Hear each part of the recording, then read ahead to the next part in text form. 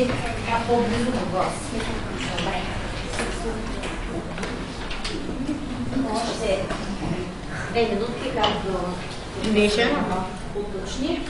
Ще се възползвам от възможността в тези 2 минутки да се обърна към нашите гости. Добър вечер, запознавайте. Юнако, как се казваш? Има ли столче за това иначе? Нека дам сядам. Той ще седне. Сядайте. Урокът още не е започнал, но бих искала в оставащите няколко 1-2 минутки да се обърна специално към нашите гости. Първото нещо, което искам да ви кажа е: добре дошли в класната стая на 4-ти В клас. Надявам се, вие виждате за първи път, сигурно усещате колко е уютна, колко е красива. В тази стая тези прекрасни деца вече 3 години учат, смеят се, играят, рисуват, спорят и какви ли не още други неща. Ако трябва с една дума да изразя това, тук те пораснаха. Казвам 3 години, защото в първи клас всички деца, всички ученици учат, във второ основно училище видяхте стаите, а тук втори, трети и 4-ти клас. В тази стая е уютна от една страна за това, че тя е събрала много скъпи наши спомени, много преживявания съвместни, които имахме, но бих искала непременно да споделя с вас, че родителите на тези деца допринесоха много за уюта в нея. Родителите на тези деца, заповядайте, заповядайте. Дани, ще отидеш ли да вземеш още столченца? Нещо червено. Още столчета вземеш. Иначе да помогна. Родителите на тези деца преди 3 години обновиха и ремонтираха тази стая изцяло със собствени средства, с което дадоха един много хубав пример на другите родители и ние заразихме с това и останалите родители. С това бих искала да подчертая, че работим много добре с родителите. Старая се да има един хубав, човечен, приятелски диалог и през годините, по които, ако е писано да сме заедно, да бъдат едни много хубави 4 години, преживени с вас. Ето тук е настоящето, тук е бъдещето и сега, тази вечер, мили хора, мили деца, ученици, към всички хубави неща, които сме преживели тук в тази стая, предстои да изживеем още един много хубав миг, но той ще бъде много специален, защото това, което децата от 4-ти В клас тази вечер ще направят в урока по литература, ще бъде миг споделен с вас. И така, я да видим сега, кой при мъжката компания, искаш ли при баткото да седнеш? Айде, ела да седнеш при батя Люци. Ела да седнеш при батя Люци, ще видиш колко е хубаво при нея. Така, всички ли вече удобни са разположени? И след тези така уводни слова, всъщност това, за което сте дошли, как започва един учебен час с децата от вече 4-ти В клас. Значето вие и е време да започнем учебен час.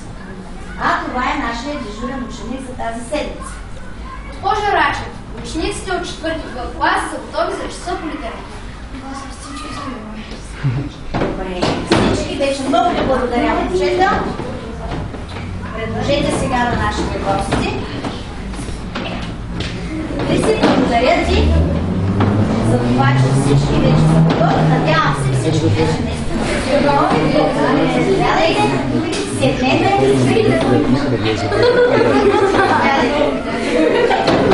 Какво? Нищо. Той ще бъде при вас или ако искаш, ще седни. Сядай. Хайде, всички доси да седнете. И така, деца, учебният час по литература започва.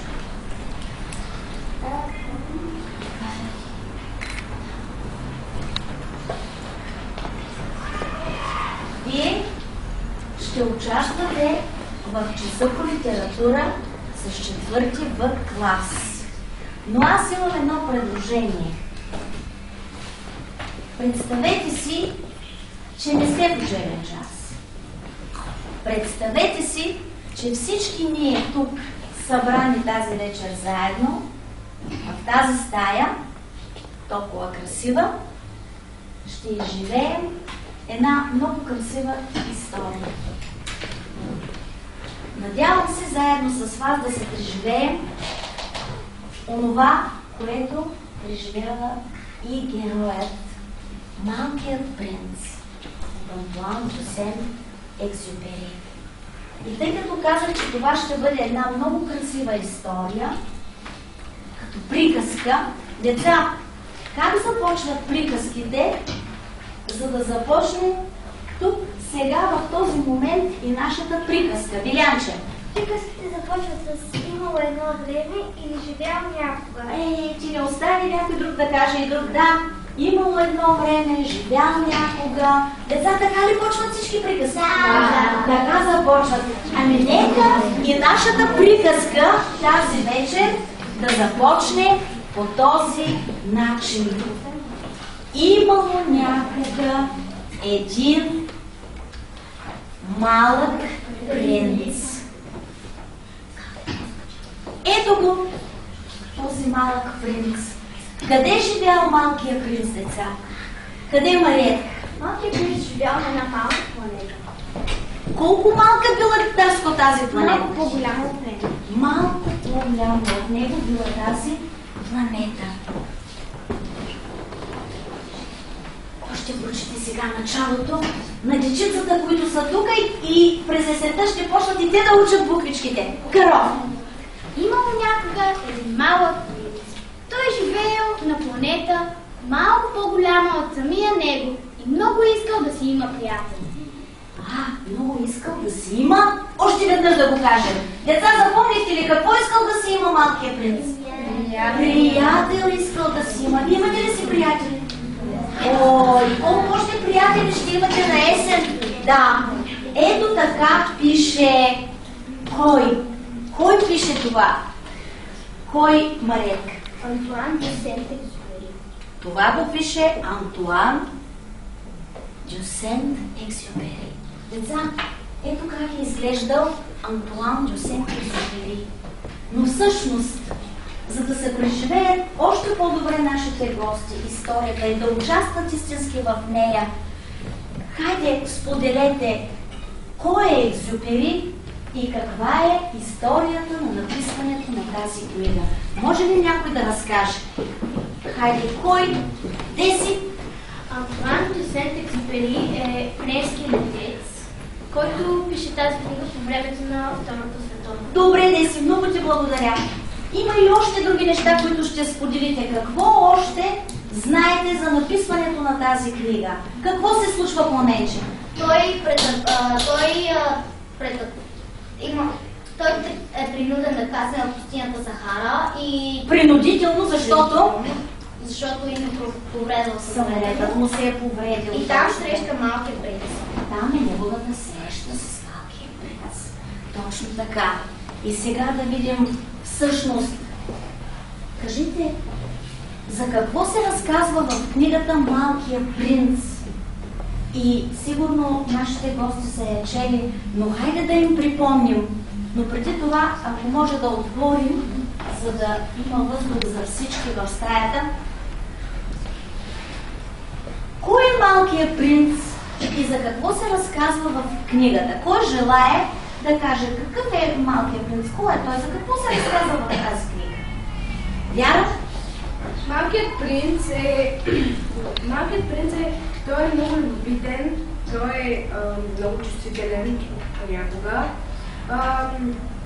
Той иска да има приятели. Добре. Хубаво, Вяра. Кой друг желая да допълни това, което каза Вяра? Петя ще изписа да намери своите приятели. Последната планета, която той посещава, е Земята. Земята. Добре. А можете ли, ето сега, тук с няколко думи е описан Малкият принц. Кой желая да прочете така, че нашите гости, заповядайте, да си представят какво се е случило? Кой желая да прочете? Вики? Каснал предварително в пустинята Сахара, в едно утро, при изгрев слънце, авторът се срещнал със своя необикновен герой, Малкия принц. Странствал дълго, посетил много планети, срещнал се с много герои, най-после Малкият принц каснал на планетата Земя. Любопитен, любознателен, чувствителен и мъдър, малкият герой търсил интересни занимания, искал да се образова, искал да открие истински приятели.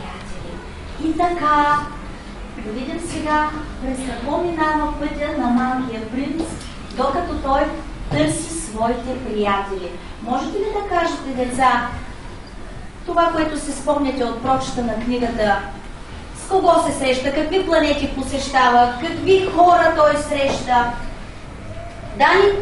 Той посещава много различни планети. Някои от хората, с които се среща, са пияницата, бизнесменът, географът. Добре, други още, Елизабет? Царят, също така суетният човек.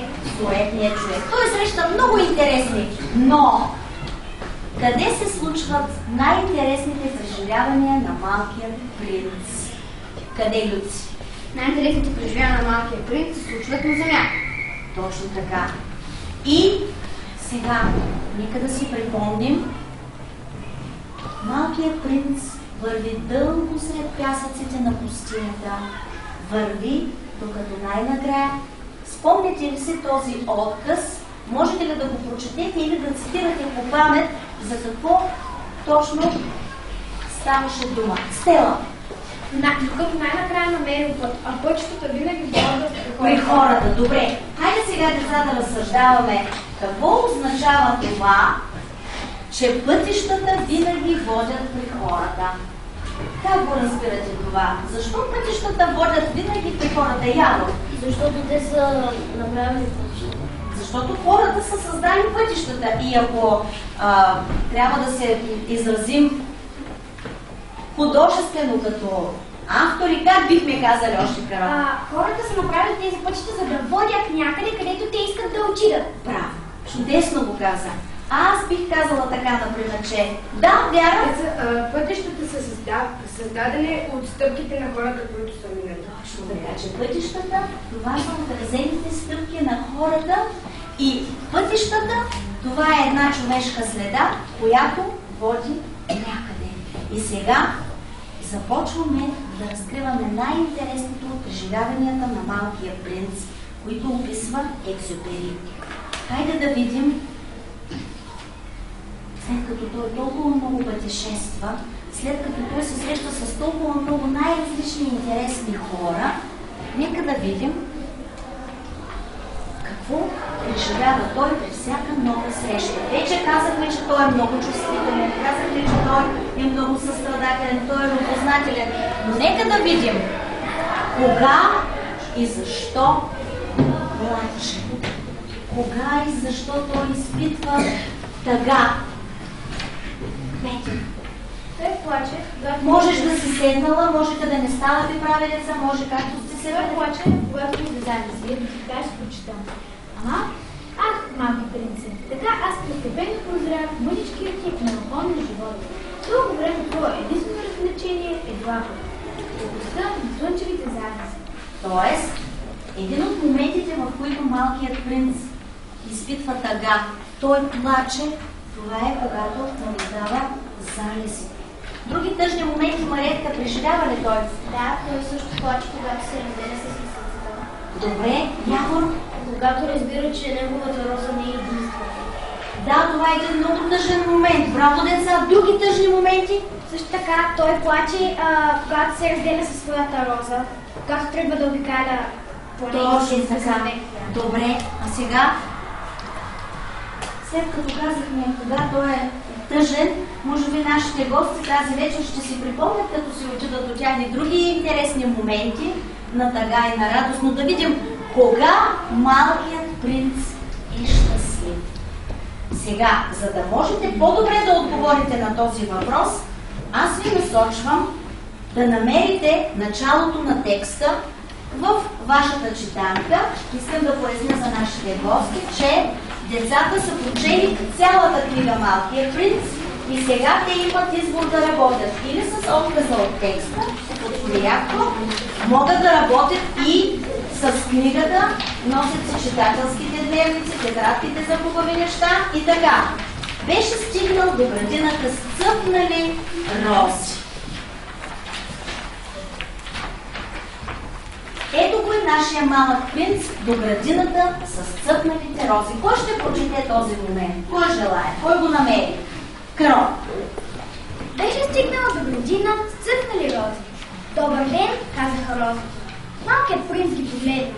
Всички приличаха на неговото цветче. Кои сте вие? Пита ги той с майка. Ние сме рози, казаха розите. Рече малкият принц и се почувствува много нещастлив. Неговата роза му казваше, че тя е единствена от този род в цялата вселена. А ето, че тук само в една градина имаше 5000 такива, всичките като нея. Всички като него. Благодаря ти, Каролина. И така, от какво е разочарованието на малкия принц? Деца, чухте много хубаво, прочете Деси. Той се чувства излъган от розата, като тя му казва, че е единствената, но всъщност има милиарди такива. Така, а сега искам да разсъждавате върху това. Обикновена роза или едно изключително цвете има малкия принц? Никола, ти как мислиш? В начало тя е била обикновена, но после за малкия принц тя е станала нещо много повече. Защо? Защото той се е грижил за нея, защото той е вложил усилие. Да. Той е отгледал и ако я загуби, ще се чувства много Тя зле. вече не е обикновено цвете. Ето тук в нашата класна стая има една роза. Тази роза е специално поставена в чест на темата на нашата среща днес, но тази роза, тя няма да е като другите рози, деца. След този час тази роза вече ще бъде необикновена. Защо? Защото ще е участвала. Кажи, Валерия. Точно тя ще присъства на нашия час. На нашия час. Това е нашата роза. Това е розата, която е споделила. Ето това е нашето необикновено цвете. Прочетете епизода Срещата на малкия принц с лисицата. Вие сами в началото на часа казахте, че една от най-интересните срещи на малкия принц е срещата му с лисицата. Даже имахте за задача да подготвите отказ или да научите диалога. Желая ли някой? Петя и Вяра? Заповядайте. А вие, деца, можете да слушате, можете да следите и диалога. Петя и Вяра, така представете диалога, че нашите гости наистина да почувстват преживяванията на лисицата и на малкия принц. Коя си ти си толкова хубава? Ела да си поиграеш с мене. Не мога да играя с теб. Ти не си ме опитомил. А значи да опитомяваш? Да опитомяваш, то е нещо отдавна забравено. То означава да се свържеш с другите. Да се свържеш с другите ли? Разбира се, за мен ти сега си едно момче, което прилича до сущ на още 100 000 момченца. Но и не съм ти потребна. Както и ти на мен не си ми потребен. Но ако ме опитомиш, ще се станем потребни един на друг. Започвам да разбирам. Има едно цвече и мисля, че то ме опитомило. Възможно е. Благодаря ви, момичета. Бяхте чудесни. Аз смятам, че даже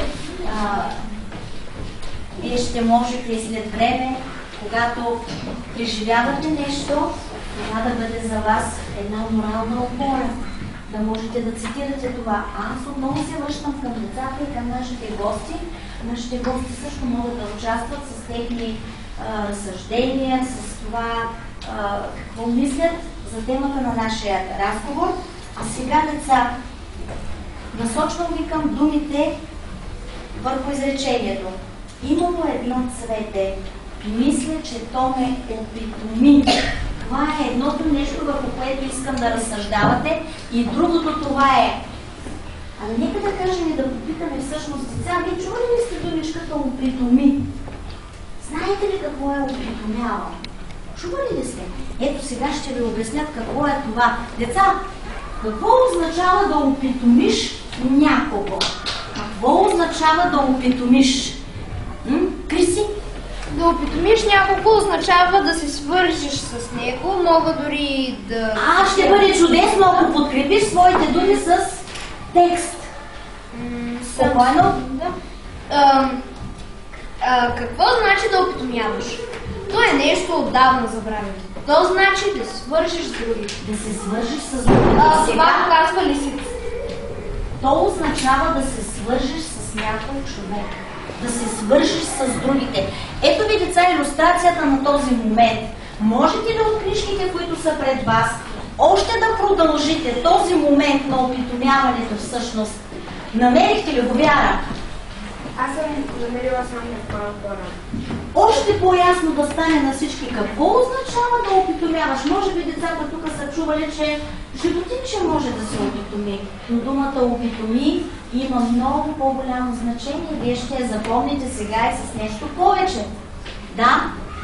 Ела да поиграем. Продължи малкият принц. Толкова съм тъжен. Не мога да играя с теб. Не съм опитомена. Отвърна лисицата. Извинявай, каза малкият принц. Но като помисли, добави. Какво значи да опитомиш?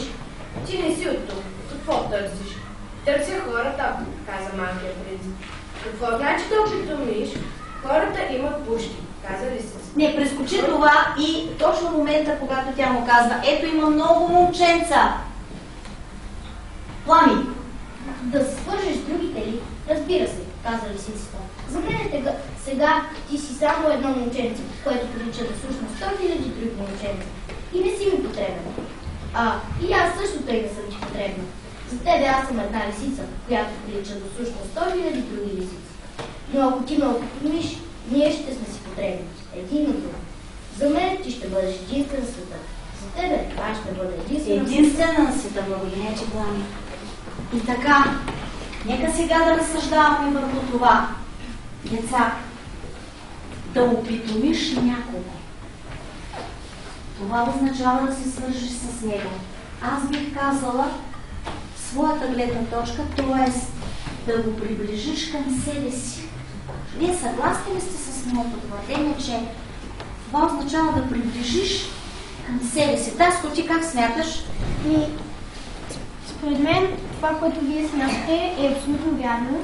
То всъщност това са синоним по значение тези изречения, но някой път друг може да го разбере по друг начин и по друг начин. Ами добре, какво значи да приближиш към себе си? Да приближиш означава да се сближиш с някого. Да го почувстваш близък.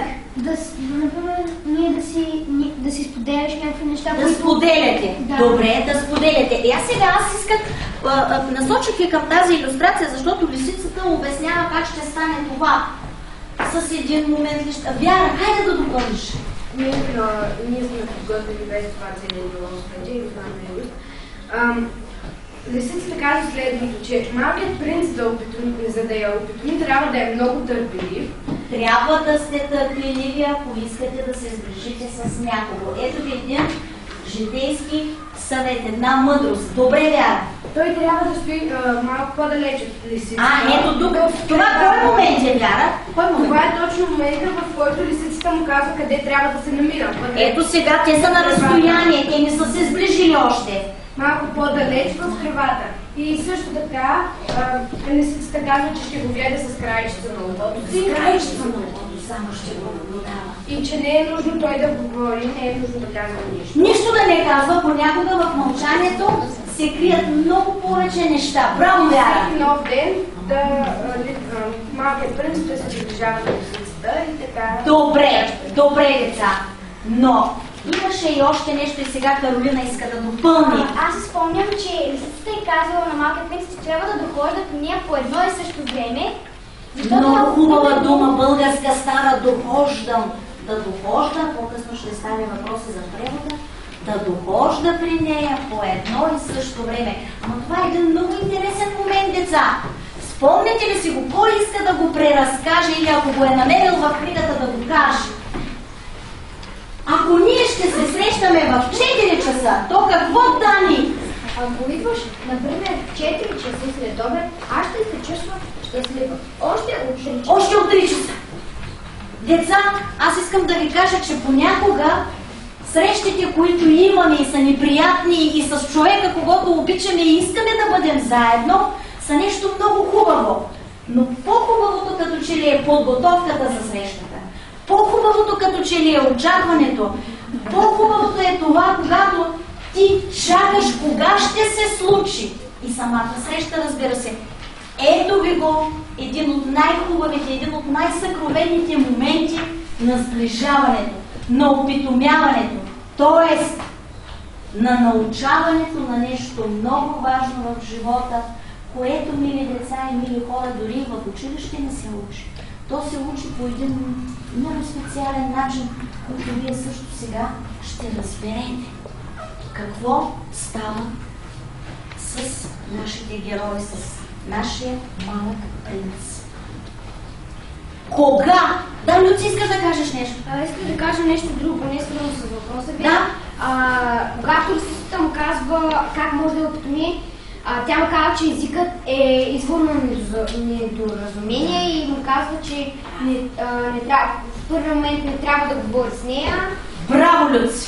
Поздравявам те! Много съществен момент от книгата, защото, мили хора, ние, когато имаме част по литература, ние четем не само редовете, четем не само текста, ние четем и между редовете. И Люци много правилно казва това. Понякога езикът е извор на недоразумения. Понякога човек в стремежа се да обясни и да каже нещо, казва това, което не е най-точното. Дани? Искам да добавя нещо към това, което каза Рустам, че лисицата също каза на малкия принц, че ако идва по различно време, тя няма да знае кога да подготви сърцето си. О, браво! Така хубаво го каза, че и моето сърце усети този много важен миг. Ако не знае кога ще идва, тя няма да може да подготви сърцето си. Нека да разсъждаваме по това.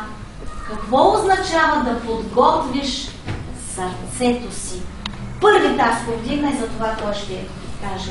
Поред мен да подготвиш сърцето си означава нещо, което очакваш от доста време и чакаш и идва последния ден, който ти трябва да чакаш и се засилва твоето вълнение всяка секунда и всяка минута и накрая все това вълнение избухва и ти... Като една прекрасна фойерверка в небето, само че тук в духовният екран. И ти се радваш толкова много, обаче иначе ако един ден малкият принц идва в 4, друг в 6, лисицата не знае кога да се подготви и кога да достатъчно, много хубаво каза. Но аз съм чувала, че може да се настройва музикален инструмент, може да се настройва нещо друго, но да настроиш сърцето си, това означава ти да го отвориш, за да приемеш какво, деца? Какво да приемеш? Да настроиш сърцето си, да си готов да... Какво да направиш? Какво чувство много хубаво? Да? Любов. За любов, за обич ти трябва да си готов. А чувството на обич, на любов, то е нещо, което се учи. И тъкмо чрез малкия принц ние научаваме това. Той се намира приятел, но как се намира той? С опитомяване. И сега най-силният момент, най-важният всъщност, можем ли да кажем, че тези срещи на Малкия принц с всички герои, но най-вече с цветята, с лисицата, са... Кой ще го прочете всъщност този въпрос? Елизабет. Можем ли да кажем, че тези срещи са уроци по мъдрост и човеколюбие? Да. Според мен можем да кажем, защото при срещата си с лисицата той научава, че нейната тайна, която е същественото се... Нека за накрая сега. Това уроци за мъдрост и човек. Мъдрост какво е, деца? Айде, всеки един от вас сега. Вие имахте от вчерашните, тъй като ние вчера първи час учихме Малкия принц, а сега ни е втория част по литература. А вие имахте да откриете интересни, красиви моменти и можете сега да прочетете отказ от четанката или от книгата, които смятате, че това е един много красив момент и ще се го запазите и смятате Доби. Аз съм избрал Последния момент в книгата. Добре, ще кажеш на какво те научи този момент. С какво ти ще го запомниш? Това е най-хубавият, най-дългият пейзаж. Това е същия пейзаж от предната страница, като нарисувам още веднъж, за да ви покажа ясно. Тук Малкият принц се появи на земята. След това изчезна. Базирайте внимателно този пейзаж, за да сте сигурни, че ще го познаете, ако пътувате някъде из Африка по стените. И ако ви се случи да минете оттам, умолявам, не бързайте, очаквайте малко точно път назад. Ако тогава едно дете дойде при вас, ако се смее, ако има запахто си, ако не отговаря, когато го изпитва, със сигурност ще останете поне то. Тогава бъдете любезни. Не ме оставайте толкова тъжен. Пишете ми веднага, че той се е върнал. И това е мъдростта, която ти открива този последен израз на автора. Мъдростта е, че авторът много иска да срещне отново Малкия принц И всъщност, какво е Малкият принц? Той има връзка и с предговора. Предговора и накрая всъщност има връзка. Каква е мъдростта тук, деца? Спомните ли си предговора? На кого посвещава? На кого посвещава? Хайде сега да видим. Билянче. авторът посвещава книгата на Леон Верц На един приятел, но той не е дете, той е възрастен човек. И се извинява, че посвещава книгата на възрастен човек. Защо, Стела? Аз искам да прочета едно изречение първоначално деца. Обаче какво се случва после с възрастните хора, включая и с мен и с другите възрастни тук? Какво се случва с възрастните хора? Какво забравят главечите? Забравят, че са били деца. Или хора не забравяйте, че сте били деца. Особено ако сега имате деца. Не забравяйте, че сте деца. Той посвещава заради още нещо на Леон Верт, на този възрастен свой приятел, за още нещо, Доби. защото той е най-добрият приятел и разбира детските. Разбира книгите за деца. Може да не разбира сложните книги, но разбира книгите за деца. Аз смятам, че детските книги са по-сложни от тези на възрастните и не всеки може да ги разбира. Таско. Аз искам да кажа още нещо. Антуан де Сент-Екзюпери посвещава тази книга на Леон Верт, защото той е в градовете, които участват в Втората световна война и той е Търпи какво? глад, Глад, жажда, лишения. По време на войната се пише. Втората световна И война. да няма. Да, и според него той има нужда от утеха и затова пише тази книга за него. И той има сериозни извинения. За това. Да. Добре, Таско, много ти благодаря. Добре, ето ви една мъдрост, един урок по мъдрост. Или хора, не забравяйте, че сте били деца. Може ли нещо друго мъдро някой да каже? Накратко, Вяра. Ами, например, аз много харесвам последната глава 27. Да. Пейзажи. Моля да отворите книжките, деца, който не може да слуша. И ето, от тогава минаха цели 6 години. Никога не съм разказвала тази случка. Другарите, които ме намериха, много се зарадваха, че ме виждат жив. Аз бях тъжен, но им казах, от умората е. Вече малко съм се утешил. Всъщност, не съвсем. Но знам, че той се е върнал на своята планета, защото на разсъмване не намерих тялото ми. То не беше толкова тежко. И нощем обичам да слушам звуците, като 500 милиона човече. Обичам да слушам звездите. Как така, деца, ще слушаме звездите? Нали слушаме музика? Как така ще слушаме звездите? Може би в тази книга се съдържа още един урок, още един съвет. Да се научим да слушаме звездите. Има ли някой нещо друго да добави? Урок по мъдрост и човеколюбие. А думичката човеколюбие, как я разбирате? Как ще разсъждавате? Какво означава човеколюбие? Мили деца, вие разбирате ли тази думичка? Човеколюбие. Човек и любя, обичам. Какво означава това? Да обичам човека. А вие как я разбирате? Вие как? По същия начин. Но как да се обичат хората? Как да се обичат? Таско? При мен тайна, за да обичаш хората и за да си намериш приятел е не да трябва да се настроиш сърцето, трябва да не си забравяш, че си дете, трябва да умееш да слушаш звездите. Винаги да даваш, но да не чакаш те да ти го върнат. Да си готов да дадеш, без да очакваш, че ще ти се върне толкова, колкото ти си дал. Браво, Таско! Ами, мили хора, мили деца, в книгата има много мъдрости.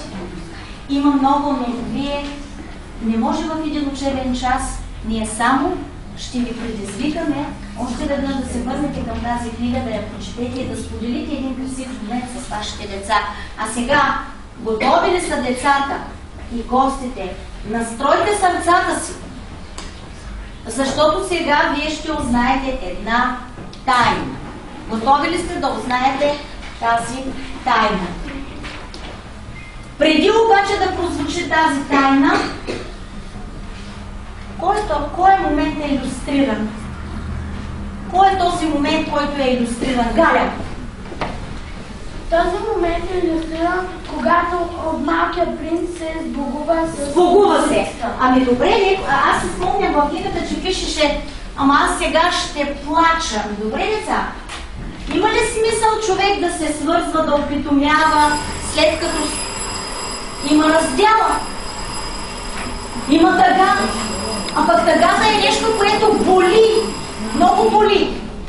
Според мен има смисъл от това, защото този човек, с който си свързал, ще остане завинаги в сърцето ти и ти си пак ще си изпитал това удоволствие да бъдеш близък с него. О, това е съдържанието.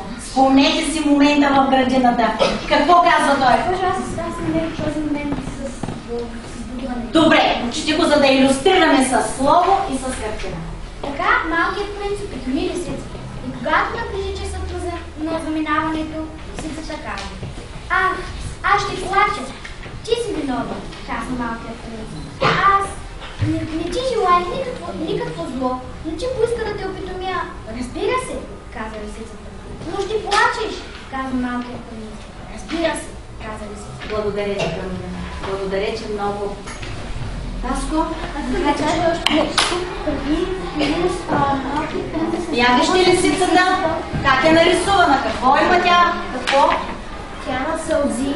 Плаче. Преди това тя му каза да отиде да види розите в градината. Да отиде отново при розите в градината. Той тогава забелязва, че тези рози са едни безразлични рози за него, а неговата роза не е... Тогава той разбира. Той тогава разбира, че тя е единствена в света, която е опитомена. Да, добре, Таско. Благодаря, че участваш с мисълта. Много е хубаво това. Дани? Аз искам да добавя, че той също ми казва, че те са красиви, но са празни. За съдържанието, за това, което изпълва. А сега настройте сърцата си да открием тайната. Вие ще я обясните. Нека всички заедно да я прочетем. Най-хубавото се вижда само със сърцето. Най-същественото е невидимо за очите. Лисицата казва, че тази тайна е много проста. Проста ли е тази тайна? Хайде, днес не съм те чула. Не, тази тайна не е много проста. Значи можем да виждаме с очите. С очите виждаме света. А какво можем да видим с сърцето? Какво виждаме с сърцето? Какво виждаме? Искаш да вдигнеш ръчичка ли? да участваш. Да, виждаме най-хубаво. Кое деца е най-хубавото в човешкия живот? Кое е най-хубавото нещо? Любовта. Най-мощната сила. Това нещо, което кара човека да мечтае, което кара човека да лети. Това, което създава. И вие, деца, сте създания на любовта. Вие сте се родили от любовта и всяко нещо, и часът тук, и тази стая е озарена от любовта. Какъв е по националност Антуан де Сент-Екзюпери? Мария Дарена. По националност Антуан де Сент-Екзюпери е французин. Вижте как изглежда написано на френски език, написано Тайната на лисицата. Искате ли да ви прочита? Да! On ne voit bien qu'avec le cœur. L'essentiel est invisible pour les yeux. Така се добре, деца, този човек е писал, съчинявал, живял, изразявал се на френски език. Но как е достигнала до нас тази книга? Как е достигнала? Как пламенче? Чрез превод. Знаете ли кой е привел? Един от първите преводачи. Хайде, кой не е взел участие? Кой, Петя? Айде, мимето искам. Константин Константинов. А това е... Кой е Константин Константинов? Един писател, който сме учили ние. Добре, деца. Тъй като времето напредна, толкова много неща могат да се кажат. Аз предлагам да си изберете много интересни дейности, тъй като си носите читателските дневници, можете да си залепите картинка, да си напишете някаква мъдрост. Какво? Кой какво ще си избере? Но няма да не стигне времето, това ще ви остане да си го направите и в къщи и да споделите и с други от семейството си това.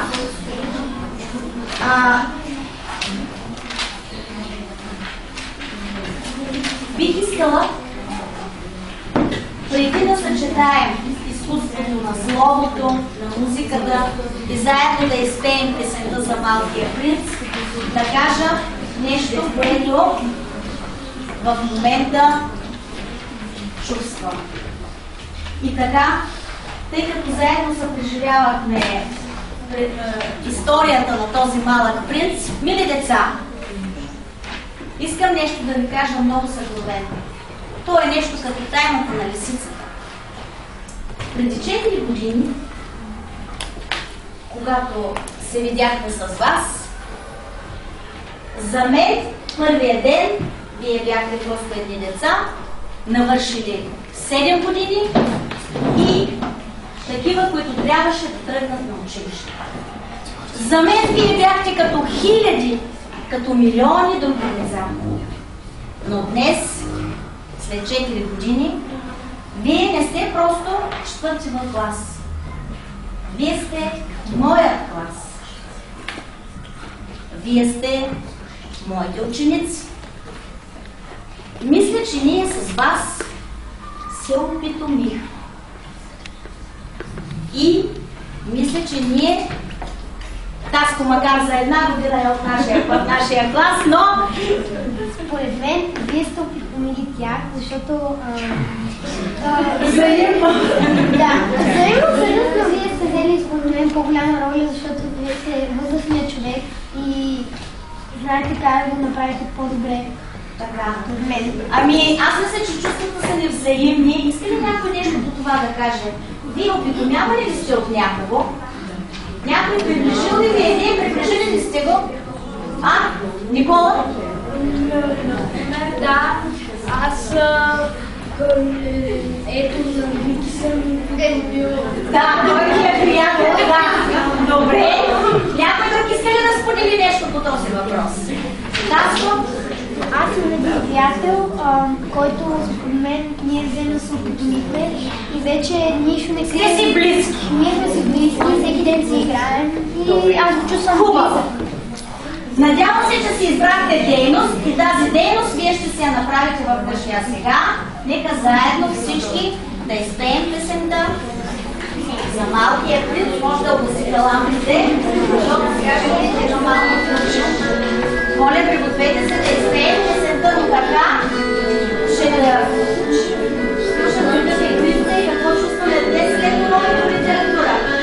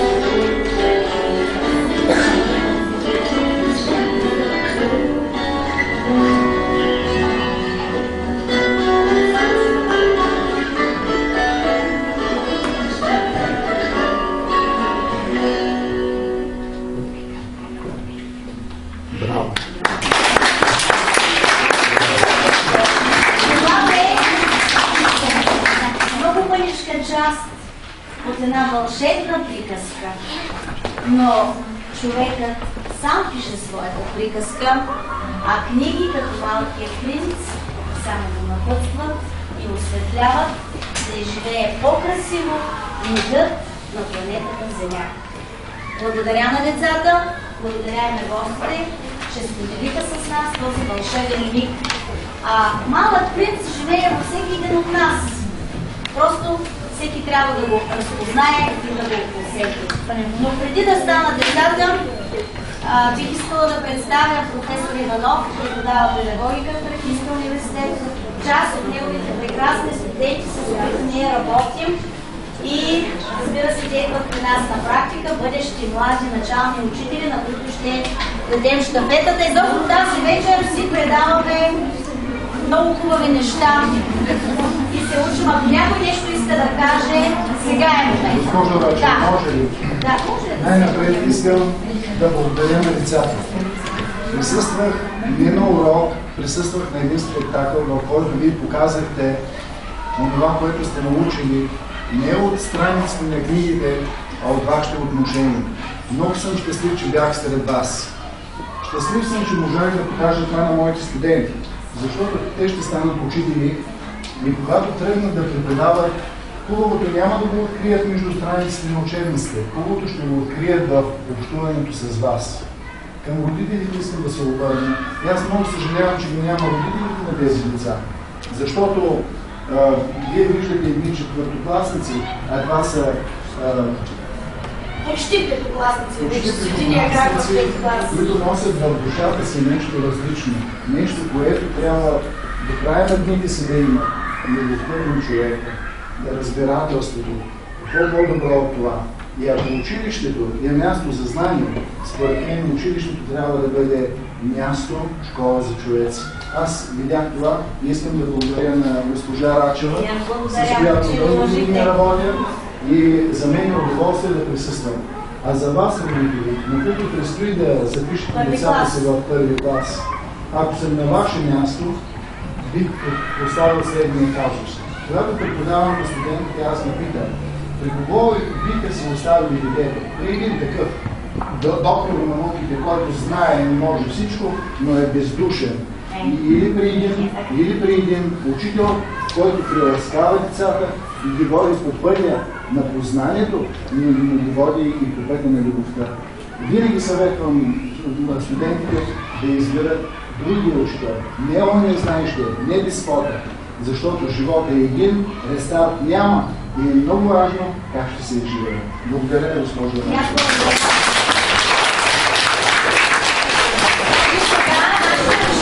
Благодарят на децата.